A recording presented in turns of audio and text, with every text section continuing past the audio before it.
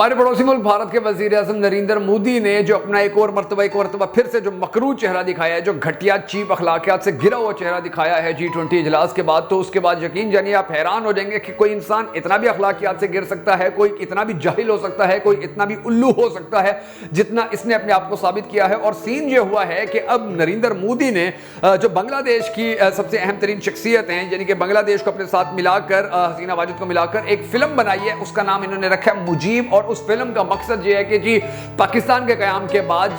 70 की दहाई के अंदर जो पाकिस्तान और बांग्लादेश के जितने भी वाक़यात हुए थे, उनके अंदर जो बांग्लादेश की हुकूमतों ने, वहां की फौज ने अपनी आवाम को पट्टियां पढ़ाई थी, उनको सारा उठाकर लगाया गया। और जो भारत की हुकूमत और भारत की जो फौज है, उन्होंने जो अपनी आवाम को पट्टियां पढ़ाई थी, वो सारा मवाद उठाकर इन्होंने मुजीब नामी एक फिल्म बना दी। और उसके अंदर पाकिस्तान का उन्होंने करैक्टर बड़ा गलीज और बड़ा खराब पेश करने की कोशिश की। अब ये जो फिल्म है नाज़रीन गिरामी, इसकी दिलचस्प बात यह है कि इसका सारा पैसा बांग्लादेश की हुकूमत ने हसीना वाजिद ने दिया है। 240 पाकिस्तानी रुपए यानी कि 240 करोड़ पाकिस्तानी रुपए खर्च हुए इस फिल्म को बनाने के ऊपर। और इसका जो डायरेक्टर है वो भारतीय और इसके अंदर जितने भी एक्टर्स हैं वो सारे बांग्लादेशी हैं। अब इस फिल्म की जो दिलचस्प बात है वो ये है कि इन लोगों ने उसके अंदर बहुत सी बातें ऐसे की हुई हैं जिसके अंदर जो कायद आज़म मोहम्मद अली जना थे और उनको भी बहुत सारे मकामात पर ख़राब करने की, ब्लेम करने की कोशिश की गई है। इसके अलावा जो मुजीब था, मुजीबुर रहमान था, उसको हर जगह फरिश्ता बनाने की कोशिश की गई। पाक फौज के खिलाफ बड़ा झूठा प्रोपेगेंडा किया गया कि इन्होंने बड़ा तशद्दुद किया था। और फिर इसके अंदर कुछ बातें ऐसी भी सामने आई हैं कि जो उल्टा इनके गले पड़ने वाली हैं, जिससे ये सारी जिंदगी इनकार करते रहते हैं और वो सारा कुछ अब इनके गले खुद पड़ रहा है।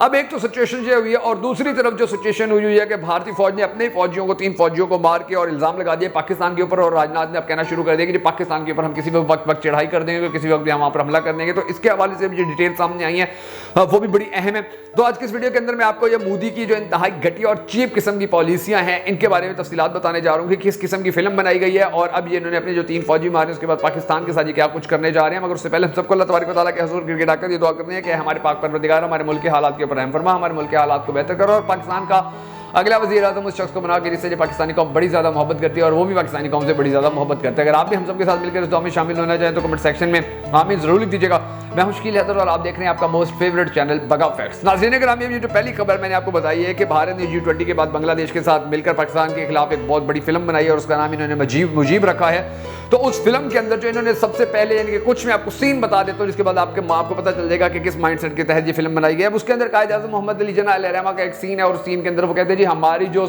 उर्दू ज़बान है वो हमारी कौमी ज़बान होगी। और उस सीन के बाद ये फिर मुजीबुर रहमान का सीन दिखाते हैं जिसके अंदर वो उनसे इख्तिलाफ करता नजर आता है, कहते हैं ये उर्दू ज़बान चाहिए, वो यानी कि गालियाँ देता नजर आता है। और इसी तरह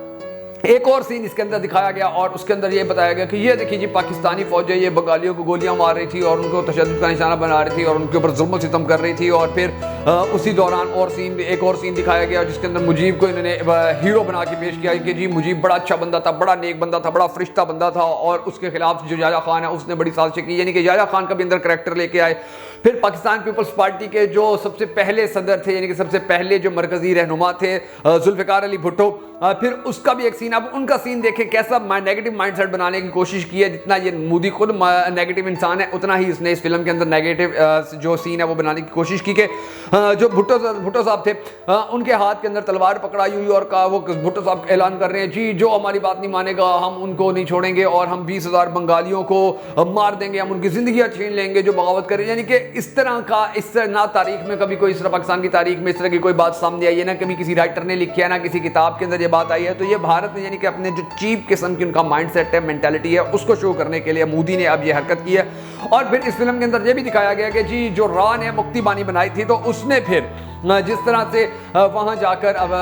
बांग्लादेश के अंदर जाकर उन्होंने फिर नौजवानों को असला दिया था, ट्रेनिंग दी थी और पाकिस्तानी फौज के खिलाफ उनको उभारते थे, उनको पैसे भी देते थे, बहुत सारों को ब्लैकमेल भी करते थे, बहुत सारों को धोखा दे के भी कि तुम्हें हम अपनी राह के अंदर बड़े बड़े ओहदे देंगे, तुम पाकिस्तान के खिलाफ लड़ना शुरू करो, ये लोगों का माइंडसेट बनाना शुरू करो, ये सारा कुछ करती रही थी मुक्ति बानी। और इसके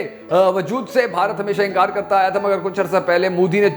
छुपे लफ्जों में ये जरूर कहा था, दबे लफ्जों में ये जरूर कहा था कि जी मुक्ति बानी ने वहाँ पर बड़ा अहम किरदार अदा किया था। और अब इस फिल्म के अंदर तो वो खुल के उन्होंने दिखाया कि ये देखिए मुक्ति बानी के फिर भारत से आए थे ट्रेंड लोग, उन्होंने वहां पर आकर बंगालियों को असला फराहम करना शुरू किया, वहां पर उनको फिर ट्रेनिंग देते रहे और पाकिस्तान के खिलाफ भड़काते रहे। और फिर वो लोग जो थे मासूम लोग थे उनको पाकिस्तान के खिलाफ जंग लड़ने के लिए मैदान में भेजते रहते। तो ये एक चीज भी अब सामने आई। और फिर जो ज्यादा दिलचस्प बात है नाज़रीन गिरामी वो ये है कि अब इनकी ये कोशिश है कि ये किसी न किसी तरह इस तरह की फिल्में बना के, इस तरह का माइंडसेट बनाकर उस वक्त के अंदर के जब ये यानी कि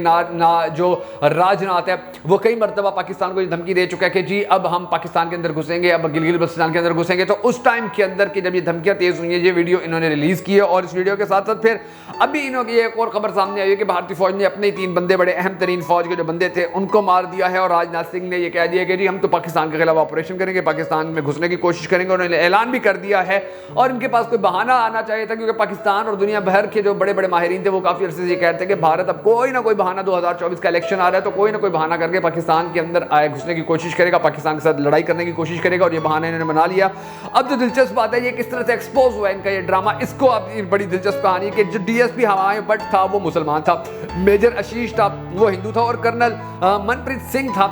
वो बेसिकली सिख कम्युनिटी से ताल्लुक रखता था। यानी कि इन्होंने एक मुसलमान मार दिया, इन्होंने एक हिंदू मार दिया, एक सिख मार दिया, और फिर उनके बड़े शानदार जनाजे भी करवाए, आखिरी रसूमात भी करवाते रहे, उनकी तदफीन है या उनकी लाशों को जलाना था, बड़े प्रोटोकॉल से पूरे भारत के अंदर इन्होंने जो पेड एहतजाज थे वो करवाए मोदी हुकूमत ने, इनकी खुफिया एजेंसियों ने, और लोगों को कहते रहे कि ये देखिए जी ये पाकिस्तान ने हमारे खिलाफ कर दिया। अब मोदी ने फ्रंट पे आके अभी तक नहीं कहा कि पाकिस्तान का इसको इल्जाम देता हूँ या ब्लेम करता हूँ, राजनाथ सिंह ने नहीं कहा, लेकिन भारत की जो आर्मी है वो मुसलसल ये कह रही है कि ये काम पाकिस्तानियों ने किया, पाकिस्तानियों ने हमारे 3 बंदे मार दिए हैं। और ये अभी लड़ाई शुरू नहीं करेंगे पाकिस्तान के साथ, क्योंकि ये बहुत ज़्यादा इस तरह इंटेलेक्चुअल बनने की कोशिश करते हैं। भारत के अंदर